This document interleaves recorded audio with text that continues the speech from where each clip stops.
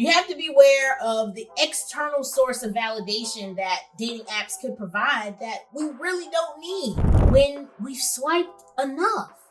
How do you know with all these thousands of curated choices out there? And so obviously the girl that my uncle picked up from the app was a total secret. Nobody in the family knew. He never posted pictures of her or anything. I don't even think they really went on dates outside the house, but that's not my business. Okay, what are you gonna do if you're swiping through the stories and you see his picture? Or what if he views your stories or likes your post?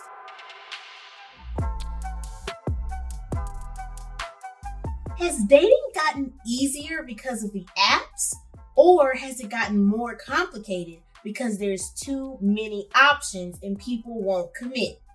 You guys, we are going to be talking about dating in this new digital age, and I'm so excited that you guys are taking a little bit of time out to figure this out with me, because I guess we're all in this technology world together. So let's get into it. Okay, so when I first started hearing all of the commercials and people talking about all of the different dating apps, I was like, there's no way they have found all these couples that have found love on these dating apps for these doggone commercials. I'm like, these have to be paid actors. But then I thought about it. Can we just completely write off the fact that people are not finding connections on these apps based off of whatever pictures they decide to share, the vibe they give off, and whatever questions they decide to answer? I don't think we can. I don't think it's just as cut and dry as I once thought it was. So let's try to unpack this a little bit more and really uncover it. So why do we even go on dating apps in the first place? Are we going on there to play Build a Boy? Because at this rate, you honestly can. There's Coffee Meets Bagel, Christian Mingle, Euro Special. Everybody has a niche, and it's an app for everything that you probably like. So technically, you could go on there to play Build a Boy. So are you doing that, or are you actually looking to find love and find a meaningful connection? But technically you're supposed to be on the dating apps looking for these deep, meaningful things. And that's what you might think you're finding. But if you pay attention and read the profiles carefully, you might run across somebody that's just trying to get to know you biblically. You picking up what I'm putting down? They might not be looking for the longevity that you're interested in. And I think that's one of the serious dangers on dating apps, outside of the fact that you might run across someone who's not looking for something as serious as you are. I've heard my fair share of stories about people saying that it hurts their self-esteem and their self-worth if they don't match with anyone, or if they match with somebody that, they don't really feel is suitable for them, or that they wouldn't pick for themselves, aka the catfishers. So you have to be aware of the external source of validation that dating apps could provide that we really don't need. Because for me, with all that's going on in the world, the very last thing I need is to be determining my self-worth based off of a dating app. Nobody has time for that at all. And with dating apps, the main thing is the swiping. Let's talk about the swiping. I think it's left for no and right for yes. I think some apps let you go up and down and all around. And what's so crazy is that swiping has become so ingrained in our culture that I've actually seen people swipe in person, like do the swiping motion with someone in real life. Hello, we are having our brains being messed with by dating apps and all that comes with it. I really think that the swiping notion is just so dehumanizing, because if somebody puts the wrong answer on there, if their photo has the wrong lighting or anything is wrong with their profile image, swipe. It's either you're hot or you're not. And the swiping to me just takes away that moment where you get to have that organic spark. Because how can you get a spark through the phone? If you can get like a real actual spark through the phone, you really might need to look into that. There might be like a deeper issue if you can feel the connection through the phone like that. So it takes away that special moment that you get to have if you just run across somebody at the coffee shop. People are just so quick to judge, and like I said, even swipe left or right or up or down in real life and just write people off. But on a lighter note, if you do need to write somebody off, feel free to check out my single Write You Off on all streaming platforms to help you along the way. Look, it was right there. Shameless plug. I just had to do it, But in this world of swiping, honestly, how do we know when we've swiped enough? How do you know with all these thousands of curated choices out there, each app claiming that they can match you with the best person that's available to you? How are you able to choose and really decide when enough is enough? If the thought pattern is, oh, I'll just keep swiping and I'll find somebody better, do you really commit? Or are you always just thinking somebody's just one swipe away, that could be better? It's like the dating version of the grass is always greener on the other side. And I really think that is an element of dating apps that just makes it so much harder to lock in, as we say these days, and just commit. Because not only are you having to worry about if you're dating this guy or you're dating this girl, are they still on the dating apps? You have to worry about that. If they're swiping still, looking for a better connection. And we're still living in the world of the Instagram models that could be trying to lure away your man or lure away your girl. Now, adding to that is the whole dating swiping. And we cannot mention this type of conversation without bringing up OnlyFans. You could have somebody posting feet pictures trying to take away your man or take away your girlfriend. And I read an article this week. Apparently, real people are getting replaced by inflatable blow-up AI dolls. So it's swiping all around, picking and choosing all around us. And I think dating just adds to that cacophony of it's never enough. There's always something out there better. And I think that's really dangerous for our thought process and our mental health. And I don't know if you guys have ever seen this, but I've heard someone say before that this was in somebody's profile. And I thought this was just so silly. I'm only looking for a good time. I'm just here for the vibes. That's how I imagine that would sound. What in the world? If you're here for a good time, go jump out of a plane. Go dancing or something. Don't play with my heart because you're bored. You just want to do something. That is so insane and crazy to me. So you really have to make sure that you are on the same page with whoever you're out here finding on these dating apps. Because some people are just, I don't know, on here for kicks, on here just for sport. And when you have those people that are just looking for a good time, looking for the vibes and all of that other mess, that is when we venture off into situationship land. Now, not that I have ever been in a situationship and don't want to get into a situationship. Okay, I have a little bit of information to bring to the table about the situationship. See, that's because I have sources in the streets. You always have to keep an ear to the streets and see what's happening out there with the people. So I'm here to report about the situationship so you won't find yourself in one. I mean, unless that's what you're into, I don't know.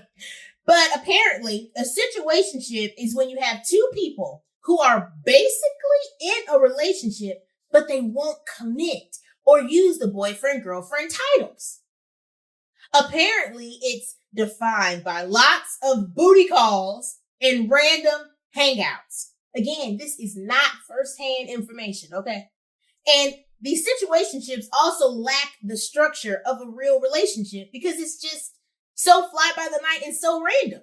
And apparently some people in situationships also see other people while they're in the situationship, which to me is cheating, I guess, but not really because you're in a situationship, not really committed. You see what I'm saying? This is just too much, too many random dynamics. What is up with the rise of situationships? I don't understand why people think labels are just so scary. What is so hard about being able to say, hey, I have a boyfriend. Hey, this is my girlfriend. I don't get it because to me, it feels so safe to be able to know that you have someone out there with X label that you're able to count on to fulfill XXXXX and not just some random person that you call on the weekend when you're bored. Because with situationships, they can just come in and out of your life and there is no accountability. what is up with no security in relationships? I don't know. If you're in a situationship and you like it, comment down below. Let me know so I can try to empathize and understand the thought process behind not wanting to commit. I think a lot of people feel like relationship titles are constricting and they think they're limiting and they're just afraid to commit. Honestly, I think it is the total opposite, and somehow society has hoodwinked us into thinking that it's better to be able to just change your mind left and right and have no accountability. But also, this just has to be said, y'all. If you're in a relationship and this is your boyfriend and this is your girlfriend, it's not a death sentence, y'all. If you're with them one day and a few weeks later, you don't like them no more, leave them. It's not a death sentence. It's okay to change your mind a little bit, but not to the point where you just in and out of random people's house every other day because you can't commit. You see what I'm saying? It's the fine line between realizing that if you're dating somebody and you guys have titles, it's not a doomsday mission. Instead, you're able to experience that nice security. And I just think that there's nothing like it. So we really have got to ditch the I'm just vibing culture. I'm here for a good time. Because honestly, that is the entire point of having hobbies and friends, to go and do stuff for a good time. That does not need to be put onto your man or your girlfriend. That's just me. But I'm on a mission to help everybody undo and ditch this lazy relationship status. It has got to go. And I'm just speaking about myself personally. You cannot get any of the perks like cooking and all that other stuff, all those good special services with me without a title. What's the point of that? And you definitely can't get those perks without 2 rings. Y'all know what I'm talking about. I ain't even got to say it. You already know. Can't get that far without 2 rings, which is what? A title, a label, no situationships. Honestly, I think we're giving out too much for free without a title, and it's just not the look. We have to just go back to the old school ways a little bit, guys, and put some names to this stuff. And speaking of situationships and secrets, let me let you in on a little bit of family lore, okay? Let me let you in on a little secret. So one of my uncles actually got caught on a dating app by one of his ex-wife's best friends. Now, when you hear it, you think, what could be so bad about that? Because he was single, he wasn't married. Okay? This is where it gets crazy. He was on the dating app lying about the fact that he did not have any kids. Newsflash, he has 4 kids. But on the dating app, he was single and he had no kids. So this is just another instance, y'all. You really have to double check what people are saying on these dating apps, because people could just be out here lying. Because I guess the girl that he wanted to pick up on the dating app was not for a serious relationship, just to, of course, vibe, have a good time, and for him to step out with, which is his version of Netflix and chill. I don't know if that's just for him specifically or if that's like a 40+ squad thing. Y'all can let me know. But he just wanted something fun and free, I guess, with no commitment. So he lied about them kids, y'all. Please don't get caught up in that situation and, end up with somebody that has kids and you get the okie doke ran out on you. That's just what I'm saying. And so obviously the girl that my uncle picked up from the app was a total secret. Nobody in the family knew. He never posted pictures of her or anything. I don't even think they really went on dates outside the house, but that's not my business. As I was saying, you really have to pay attention with what's going on with these situationships and on these apps, because they could just be trying to keep you as a little secret private boo thing. I don't know if you've ever heard people say this line right here. Oh, baby, I just want us to keep our relationship a secret because it's just so special. That's a lie. He want to keep the relationship secret because he probably got another situationship on the side. So everybody, please keep the antennas up and be aware of what's going on these dating apps, because everybody might not have the same wholesome and good intentions that you might. So keep an eye out. Now, I know we talked about ghosting a little bit last week, but let's really dig into it. Why do people choose to ghost instead of just expressing their emotions?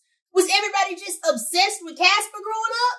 I don't know. I was not. So, that's maybe my motivations for not being a big ghosting fan.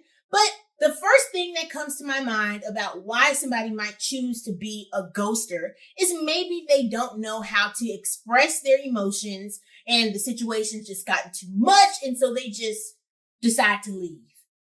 Y'all, we are in the AI world. I know you see that voice memo section on ChatGPT. If you don't read out your situation to ChatGPT and let it personalize you an emotional sob story response, it's so many ways to get around ghosting, because honestly, AI can just write it up for you. But another possible reason, in my opinion, could be like a power tactic. If you think somebody's about to leave you, maybe you want to say, oh, well, let me leave you before you leave me, which also is a little crazy, but I think that could be another motivation for ghosting. But I don't think ghosting is ever justified as a first response to a situation. But if you're in a relationship or a friendship and you've tried to express some emotions that you have about something, or maybe it's just not a good situation for you anymore, or it's causing you to crash out, and you try to explain the situation and it's just not going through their thick skull, boom, leave them, ghost them, bye. I mean, you tried technically. Now, I must confess, I did ghost somebody once. I know, y'all. I tried, sorta, to express my emotions. But in this situation, I was talking to this guy, and it was just too much, y'all. It was too much to try to figure out between friendship, maybe something romantic, family history. It was just too many blurred lines, and I just couldn't keep it straight. Trying to figure out what I could say that was within this boundary line, but not say something else because that was crossing another boundary line. I couldn't, y'all. So unfortunately, I did the unthinkable. I just, poof, boom. I pulled a Casper, I guess, and I just went ghost. So that's my, experience on ghosting. But if you are in a similar situation and you just can't figure it out another way, you got to put you first, I guess. So just ghost them, wave, bye-bye. If that's the only thing you can think of. But I made the big decision, the big girl decision to go and just ghost them, right? Social media amplifies everything and just makes it so much worse. Because y'all know about the story feature on Instagram specifically. I had to be prepared and ready to deal with the fact that, okay, what are you going to do if you're swiping through the stories and you see his picture? Or what if he views your stories or likes your post? Don't relapse. You can't just let go of the big stance you made on ghosting if, it was based on the fact that it wasn't healthy for you, blah, blah, blah. You cannot let social media drag you back into that situation because Instagram and TikTok and all the rest of it is not going to be there to get you through that situation if you relapse. I'm proud to say I did not relapse. It's a daily journey because you be seeing the pictures and they be looking good. And you'd be like, dang, why did I ghost you in the first place? Was it really that bad? What was I thinking? Yes, it was that bad. Relapse, mute it, unfollow, block, delete. Don't go back. We must stay strong. We must. And I just feel like sometimes social media can just amplify and really just make it feel like our emotions are being played with. And I must invite you gentlemen folks who are listening, and I don't know, maybe you guys do this too. I'm going to let you in on a little bit of girl psychology. Unfortunately, sometimes we just do things for the plot. Honestly, sometimes we just need a good storyline, a good plot to be able to tell our friends when we go to brunch. And sometimes that just might include talking to some dude. I don't know, maybe guys do this too. Let me know in the comments if this is a guy thing too, because I would be very curious about that. So I always have to tell myself and my cousins and all the girls around me, y'all, we cannot be out here playing with their feelings for a plot point. If you want a plot point, cut your hair into a bob. That usually always does the trick. Okay. We cannot do that because that's just ruining the whole point. So what do you guys think about the whole concept of playing with people's emotions with ghosting? Do you think it's immature? Do you think it's self-preservation and putting you first? Honestly, I think it's case-by-case basis. Nothing is ever like a blanket solution, but you do have to make sure that if you make a big decision like ghosting, that you're able to stand 10 toes down on it and not relapse or go back no matter what you see on the internet. And that's just my thoughts on that. So when you're with ghosting, you might have to ghost somebody because maybe they're not good for your mental health. Maybe you want to play with somebody's emotions because you're bored and you want to plot point. But there's also the fact that you could get into a relationship, situationship based on trauma bonding. That's a good one right there. What if you are with this guy or this girl and your only fuse point is trauma and bad stuff that has happened to y'all in your past? That is not healthy at all. It's nice to be able to, empathize and witness, about something that they went through. But at some point, you have to be able to form a real connection based on who you are now and not just have your relationship be existing in the past of hurt that people have done to you, because there's no longevity in that. A. B. It's not fun at all because all y'all do is get together and cry and talk about, oh my God, they did me wrong and feel like I got ridden over by a truck. Boo. Boo tomatoes. That sounds like you need a therapy session. Maybe you need some couch time and a little less dating time. Okay, so that's my encouragement when it comes to some elements of connections. Do not let the pinnacle of your relationship be trauma, be sadness, and be bad stuff. Yes, have somebody that can empathize with you, bear witness, all that good stuff. But that just can't be all it is in the relationship, because you might need to ghost them and get on the dating apps and keep swiping and find you somebody else better for a vibe. I'm just saying. Don't do that for real, y'all. That's not right. Don't do that. But, I'm just saying, you don't have to stay in an unhealthy situation. Clearly, we know there's lots of options out there. So don't just stay there and take, no emotional abuse or something like that, because that is a major red flag. Now let's get into the red flags, y'all. I am joining the choir, adding my voice to all of the singing people about the red flags. Y'all, we cannot change the color of the red flags. If it's red, it's red. And at some point, if we try to make up in our minds it's not a red flag at the beginning, somewhere along the way, the fact that that's a red flag is going to pop back up. And you can't change it. K. Michelle said you can't raise a man. You can't change him either. And you can't change a girl either. So let's go through a few big red flags that I've heard of, I've seen, and that I think are worth talking about. The first one is this. Oh, I could never live without you. Red flag? Because what you gonna do if I'm gonna leave you? I don't even want to think about it. That's crazy right there. If somebody tells you, I can't live without you, it might seem romantic at first, but then they're going to start trying to suffocate you because they don't want to live without you. And they don't want you to live without them. Run. If you hear somebody say that, run. The next red flag. Oh, I don't want you to spend time with your family. I don't want you to spend time with your friends. I just want you to spend time with me. Bright red flag. That's fluorescent red right there. They're trying to separate you from your family and your friends and shrink your worldview to just you and them. That is not the move at all. And if you feel that happening or you see that happening, please run and turn the other way. Run like your life depends on it, because it does. That isolation right there. That's where stuff starts going downhill and you end up on a TV special. And we don't want to end up on a TV special like that, y'all. That is a big red flag, and it's honestly not worth it. It might seem romantic. It's not, y'all. It's a scheme that Todd set up. Okay? I know y'all know what I'm talking about. Y'all know about them schemes. The schemes look different for everybody, but know they're out there. These people are running schemes, and I don't want to be made a victim, and you don't either. The next red flag is love bombing.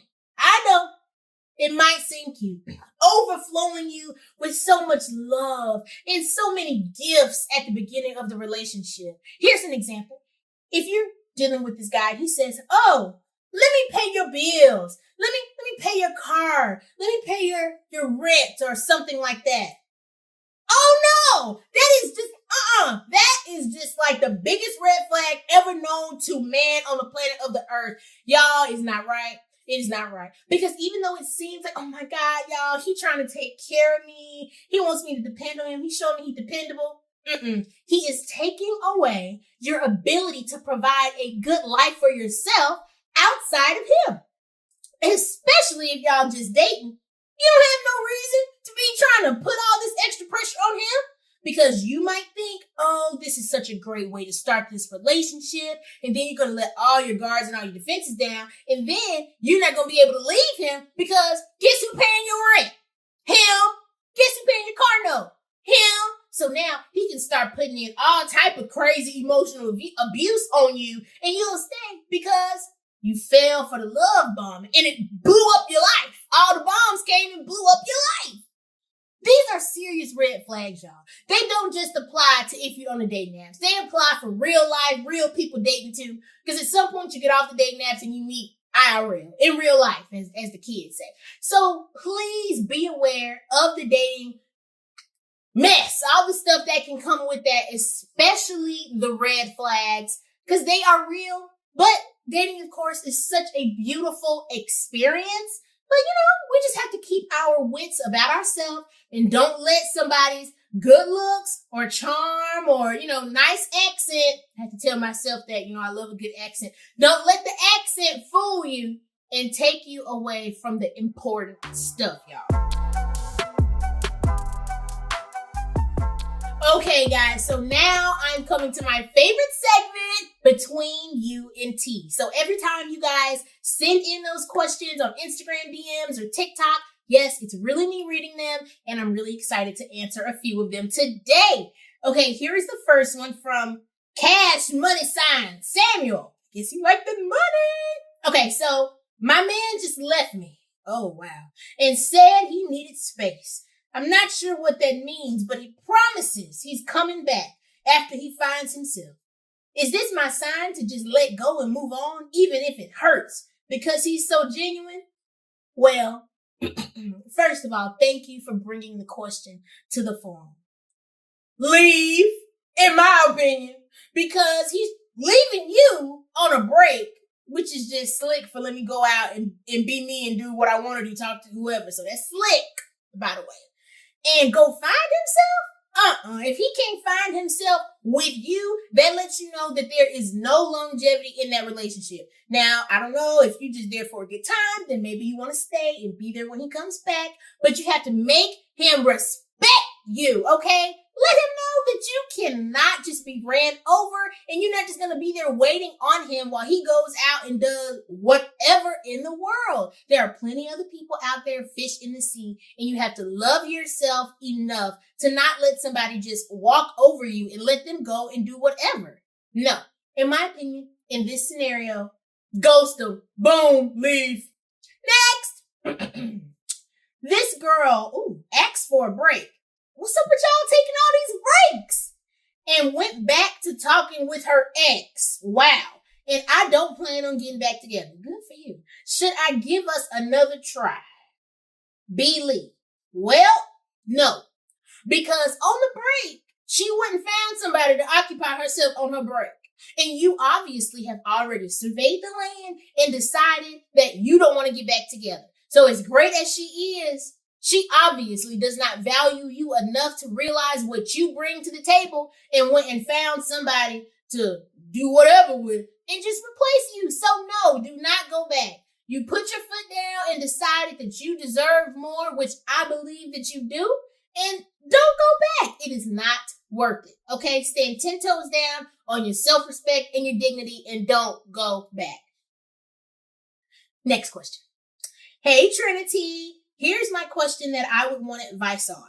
I'm a singer who wants to be big and really get my voice and name out there, but I don't know how to do it. Do you have any advice on how to start from scratch? Kiori. Wow, that's a great question. Well, first of all, I would say the very first thing that I would recommend doing is kind of like detach from the aspect of wanting to be like super famous. I think sometimes when you really just focus on the fame and wanting the notoriety of that, sometimes it can lead you to make some choices that might not age so well. So I believe that once you really get your voice out there and you're able to be in the rooms that are suitable for your gift will make room for you and take you where you need to be. So put your faith in God and the talent that he's given you and not the fame side. Don't focus on that. But I would recommend small things can help, like voice classes. I'm not sure if you're in high school or college, whatever age range you fall in, but there are things like theater groups, a cappella groups. There might be something local that you could join, musical theater. All of those are great ways to start training up your voice and sharing them with the masses. And you can never go wrong with uploading a good cover on YouTube. The best thing that I would say is to just start. I think it's so easy to want like the perfect lineup of things before we start doing something, but just start. It's all going to fall into place according to God's timing. So start sharing your gift, start singing. And once people know you can sing, the doors are just going to start opening from there. And also sing at your local church. I had a short stint in the choir and I just cannot underestimate just how important and amazing it is for just the growth of your voice and stage presence and being able to sing back to back that you can get from just joining your local church choir. Okay, so those are our questions for this week's episode. Now, next week, in advance for next week's episode, I want you guys to send me some messages and some statements about a lesson that you had to learn the hard way. Yes, that's a little preview for our next episode, but I'm curious, what are some things that you guys had to learn the hard way? Thank you guys so much for tuning into this episode of Time Out with Trinitee. Make sure that if you guys have any questions that you want to send in, you know where to find me. Instagram, it's going to be around here somewhere. TikTok, going to be around here somewhere. It's really me reading the messages and the questions. Please don't put anything too crazy or, nothing like that, because it's me reading them. And I cannot wait to be back with you guys next time. Make sure that you guys subscribe so you don't miss the next episode. It's going to be a good one. Okay, bye. Also, this is my last weekend, the final 2 days of being a teenager, you guys. It's almost my birthday. I'm going to be 20. I'm going to be 2 whole decades old. And I was just able to just think and reflect on my teenage years a little bit. A whole lot has happened, you guys. For one, we went through a pandemic. The world shut down. But I was just really able to just see all of the personal growth that I've experienced. Obviously, internal, not in height. Been the same height since I was about 10. Anyways, I'm really excited about my birthday and send all the birthday wishes, y'all. What should I know before going into the 20s? If you have any tips on 20 Squad, let me know because it's about to be me, y'all.